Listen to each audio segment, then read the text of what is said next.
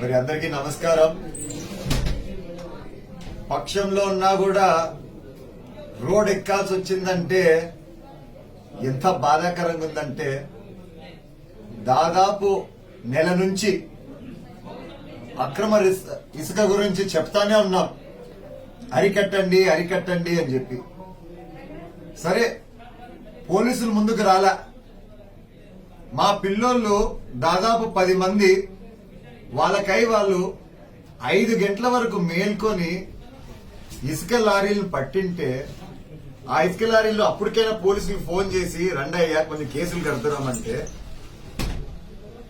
Police station కి చేరినాక ఎవరైతే పట్టినారో ఇసుక లారీని వాళ్ళని కూర్చోబెట్టించి మీపైనే కేసులు పెడతాం, రాజీ అవుతారంటేనే వదులుతాను, లేదంటే ఎప్పుడు పిలుస్తారు రావాలని చెప్పి తిరిగి ఎస్సీఐ మా వాళ్ళని బెదిరిస్తాడు. నేను ఈరోజు చెప్తున్నా గట్టిగా, మేము ప్రతిపక్షంలో ఉన్నప్పుడే లారీలు పోనీకుండా ధర్నాలు చేశాము, అక్రమ ఇసుక గురించి పోరాటం చేస్తానే ఉన్నాము. నేను ఈరోజు చెప్తున్నా, మా వాళ్ళనైనా వదిలేది లేదు.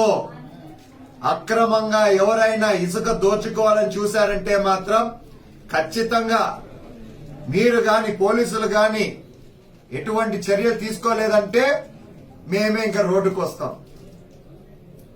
మరి ఇవన్నీ జరిగితే ఈ సిఐకి ఏం బాధ నాకు అర్థం కావట్లా. దాదాపు ఒక 6-7 నెలల నుంచి కంటిన్యూస్ గా కంప్లైంట్స్ వస్తున్నాయి. మేము స్టేషన్ పోతే దురుసుగా మాట్లాడతాడు, మేము స్టేషన్ పోతే నానా బూతులు వాడి మమ్మల్ని పిలుస్తా ఉంటాడు.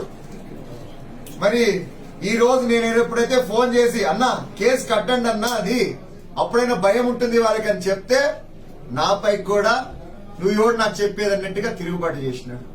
మరి ఇప్పుడు నాకే అట్లుంటే, నాతోనే అట్లా మాట్లాడితే, ఒక ఎమ్మెల్యేగా నాకు రోంతన్నా రెస్పెక్ట్ ఉంటుంది కదా, మరి నాతోనే అట్లా మాట్లాడితే ఇంకా మళ్ళీ ఖచ్చితంగా మామూలు ప్రజలతో ఎలా మాట్లాడుతున్నారో ఒక్కసారి మీరందరూ ఆలోచించండి.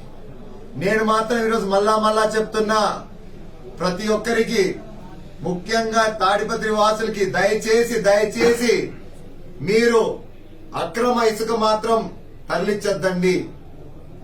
నా నియోజకవర్గంలో మాత్రం నేను ఈ పోరాటం ఆపను, చేస్తూనే ఉంటాను. మరి ఈ సిఐ పైన ఎటువంటి చర్యలు తీసుకుంటారో అధికారులని నేను వేచి చూస్తాను. ఎందుకంటే నేను కంప్లైంట్ చేయక్కర్లా, ఈరోజు జరిగిన విషయం గురించే మీరే చూడండి ఎలా ప్రవర్తించాడో ఆ సిఐ. సో దయచేసి నేను మీ అందరినీ కోరేది ఒక్కటే, అతని పైన చర్యలు తీసుకోండి. కంప్లైంట్స్ ఎన్ని ఉన్నాయంటే అన్ని ఉన్నాయి, అయినా కూడా మీరు చర్యలు తీసుకోలేదంటే మాత్రం నిజంగా అన్యాయం జరిగినట్టుంటుంది. ఇసుక మాఫియా మాత్రం మానాల్సిండేదే.